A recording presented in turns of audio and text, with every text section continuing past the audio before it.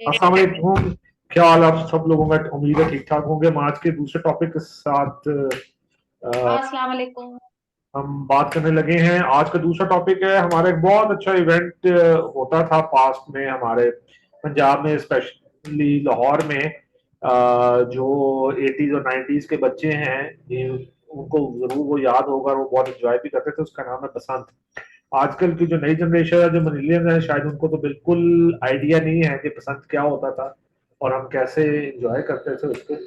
तो हम थोड़ी सी मेमोरी रिवाइव करना चाह रहे थे उस इवेंट को लेके कि उस पे क्या कुछ होता था और हम लोग किस तरह एंजॉय करते थे, और पूरा लाहौर उसमें किस तरह, इवन पंजाब कैसे इन्वॉल्व होता था, और फॉरेनर्स और लाहौर सेंटर होता था। हर हर हर शहर की बारी आती थी, पिंडी की, फैसलाबाद की, जेहलम की, लाहौर की, और लाहौर सेंटर होता था। गुजरावाला में बहुत बड़ी होती थी, लाहौर के बाद सबसे बहुत बड़ी। बड़ी होती थी, मगर फिर ट्रैवल करके लोग आते थे और बसंत पार्टी होती थी। बसंत बेसिकली पंजाब का त्योहार हिस्टोरिकली रहा है। बैसाखी जब सिख मनाते हैं तो वो कटाई का, फसल की कटाई का होता है। जमींदार सारा वक्त काम करते हैं और जब फसल की कटाई का टाइम आता है तो फिर बैसाखी पे बसंत का त्योहार, बैसाखी में का एक पार्ट था। जी ठीक है। बिल्कुल। और वो यहाँ पे लाहौर क्योंकि सिखों का बहुत ज्यादा बढ़ रहा है तो यहाँ पे बहुत ज्यादा मनाई जाती थी, और वो फिर इतनी कमर्शियलाइज हुई और इतना मजा आता था और मुल्क का पैसा मुल्क में रहता था।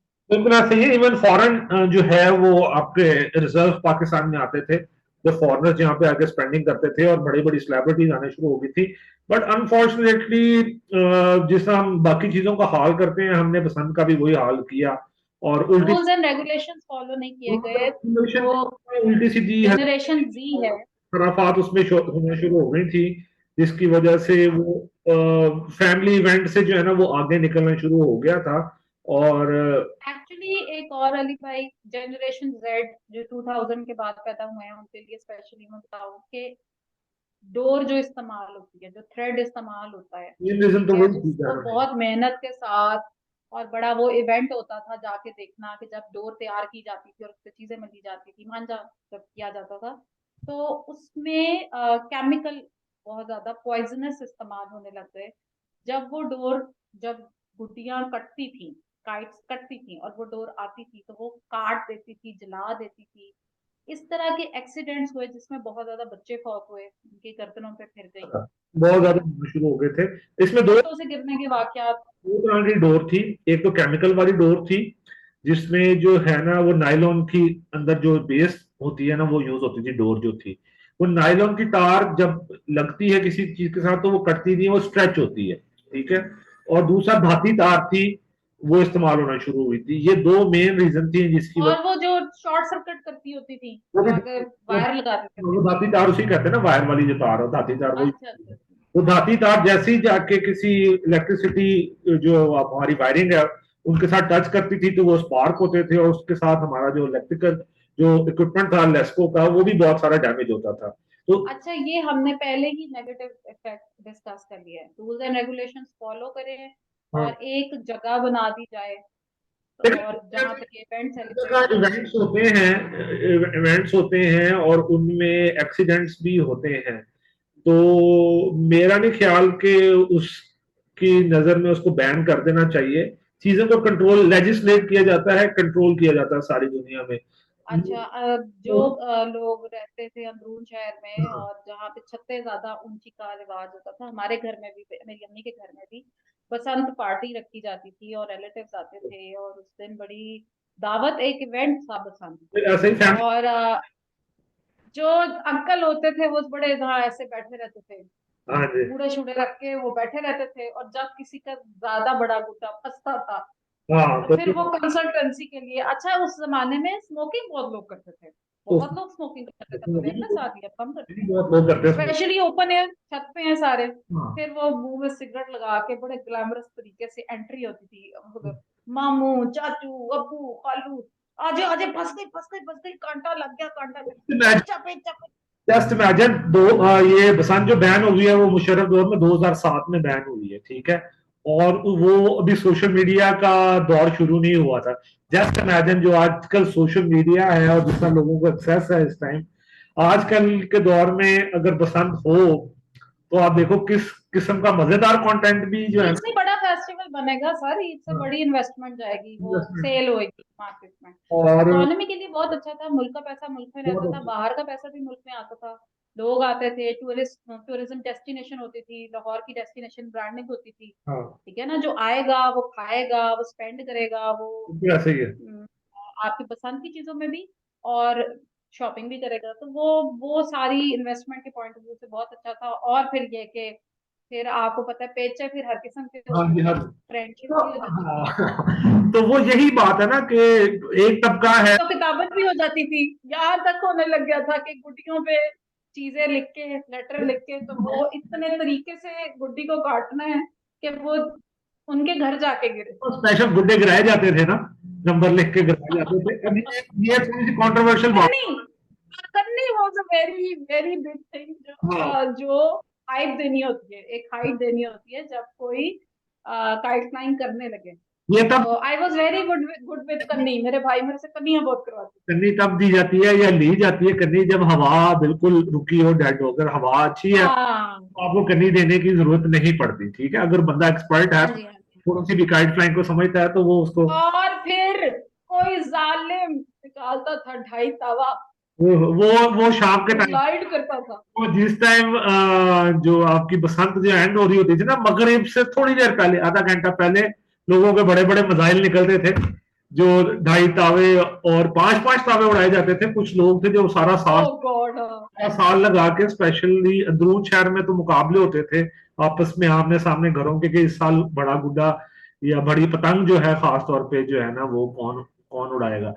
तो ये सारी बातें। Again for new generation, her size की काइट का एक नाम होता था, हाँ, हर साइज की डोर का जो थ्रेड है उसका नाम होता था, उसके हिसाब से वो फ्लाई, जब काइट फ्लाइंग होती थी तो ये भी एक दूसरे को आवाजें कही जाती थी तो कि गुड्डा का ये थ्रेड मैं यूज कर रहा हूँ, तुम ना मेरे साथ पेचा करना, अच्छा, तुम्हारी ये थ्रेड मेरे पे ना आए, मेरी कट जाएगी ऐसे ही। काइट। और अगर अगर तो वो आपसे एंटी हैं तो वो जरूर करते थे। और फिर ये कि जब दो लोगों ने ढाई तावा उड़ाया है तो वो एक दूसरे को बोलते थे कि चलो अब देखते हैं कि कौन मुकाबले होते जीतता थे। है। जब जब थ्रेड टैंगल होते हैं उसको कहते हैं पेचा। हम्म, पेचे को एक ढील देनी है, छोड़ना है, थ्रेड थ्रेड को बड़ी खींचना है, हर टेक्निक। सूरत के अंदर फिर कंसल्टेंट्स आते थे, हाँ, साथ जो में। दूसरे की पतंग काटनी होती थी। हाँ, ऐसे ही है। अबू अबू अबू है, फिर वो सारे ऐसे बैठे होते होते थे थे, कुछ। अच्छा फिर वो आते थे, ओए होए। ਤਾਂ ਦੋ ਚਾਰ ਐਡਵਾਈਜ਼ਰ ਖੜੇ ਹੁੰਦੇ थे, ਇਹਨੂੰ ਇੱਥੋਂ ਪਾ, ਇਹਨੂੰ ਥੱਲੇ ਲੈ ਕੇ, ਇਹਨੂੰ ਉੱਤੇ ਕਰ, ਇਹਨੂੰ ਢੀਲ ਦੇ, ਇੰਜ ਕਰ, ਉਂਝ ਕਰ। ਠੀਕ है, तो अंकल, सारे अंकल जो बिरयानियां, शामी कबाब, पुलाव हाँ, ये एंजॉय कर रहे होते थे ना, बारबेक्यू नाइट्स होती थी हमारी, बड़ा मजा आता था। बारबी की नाइट। हाँ, और तो फिर खत्तो किताबत भी, वो लोग जिनकी मोहल्लों में छतों पे, हाँ, ऐसे ही है, वो काफी पेचे लगते रहे हैं अजीबो मेरे गरीब। जमाने में ये बड़ा था क्योंकि पीटीसीएल था मैं मेरे। मैं बताता हूँ तुम्हें। अब एक मुझे वाक्य याद आ कि हम मॉडल टाउन में जहाँ पे रहते थे, तो हमसे हमारे छत पे ना बसंत मनाई जाती थी। एक तो उसकी दो रीजन थी। एक तो छत काफी बड़ी थी, खुली थी, वहां पे अरेंजमेंट बहुत अच्छा तरीका से हो जाता। इवन रात को हम अपने नीचे मैट्रेसेस और रजाइयां लेके ऊपर छत पे आए थे कि एग्जैक्टली एग्जैक्टली। रात को सोएंगे।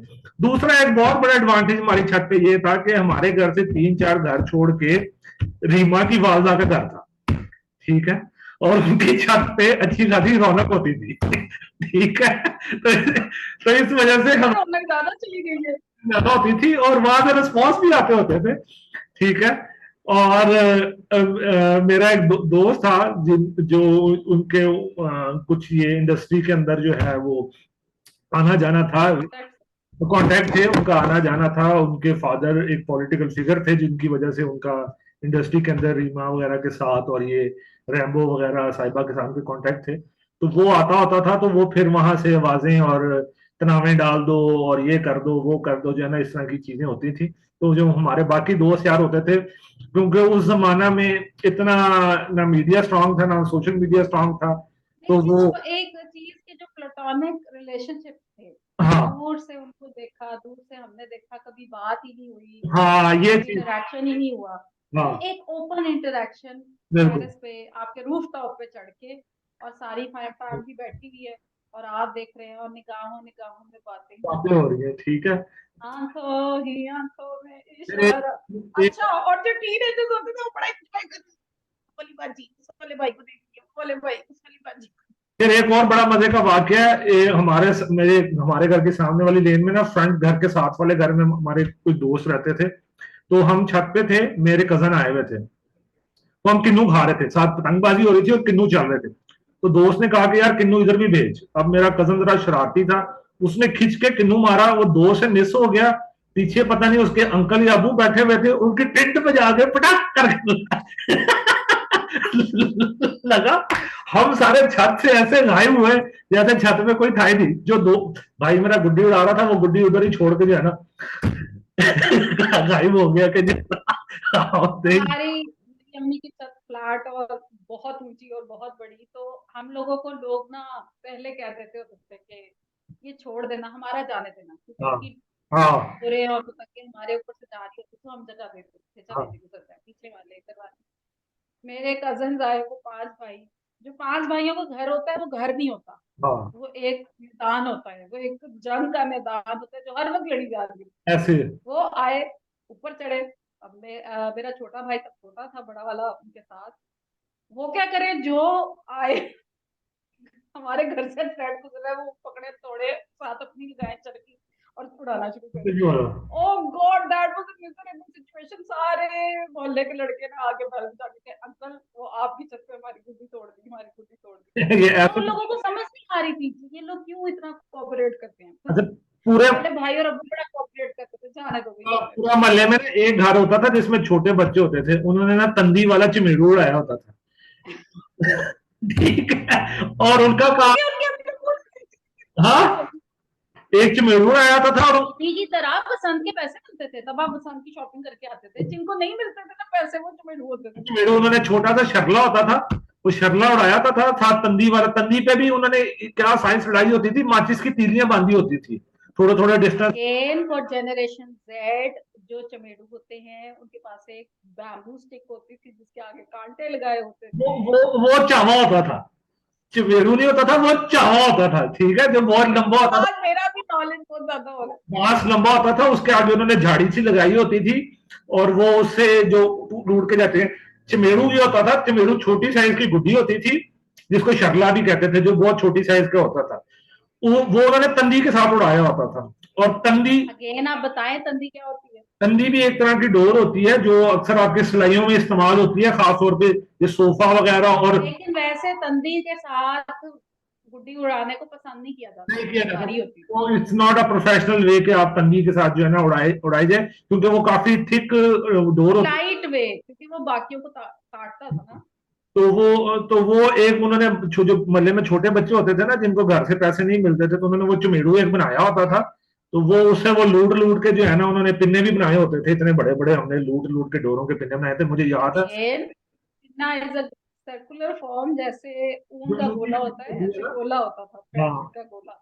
उसको फिर चरखी, हाँ, चरखी। जिसके पास चरखियां होती थी वो मीर वो एलिटिस्ट ग्रुप वो होता मीर था। तस्वुर किए जाते थे, जिनके पास, जिन्होंने 1.5 तावे रखे होते थे। जैसे जैसे जब हम छोटे होते थे और वो बटन वाली ज्योमेट्री आई थी, हाँ, और ये उसमें भी लेवल, जिसने डेस्क पे उसमें भी लेवल होते बटनों वाली ज्योमेट्री थे। एक बटन लेवल खुलता था, दूसरा बटन दबाओ तो दूसरा लेवल खुलता था। एक बटन दबाओ तो इसे ठप करके, जिसके पास तो वो बड़े अमीर जिसके तस्वुर। पास होती थी पूरी क्लॉथ देखने होती थी, ओ माय गॉड, इसके हाँ पास है, इस पे कार्टून में बने हुए हैं, इसमें शार्पनर अंदर ही है। हाँ,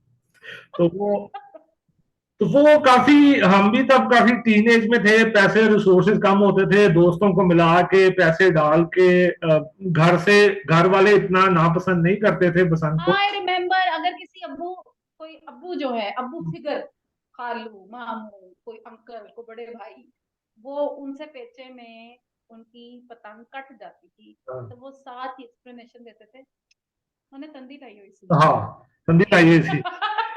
क्योंकि वो अपनी एक्सपर्टीज को पे डाउट नहीं आने हाँ, देते। खैर, समाप्त करते हैं। हम चाहते हैं कि बसंत का इवेंट रिवाइव किया जाए, लेकिन रूल एंड रेगुलेशन के साथ। हम लोग फॉलो नहीं करते, लेकिन आप बसंत लाइसेंस कर लें और रिस्पॉन्सिबिलिटीज कर लें।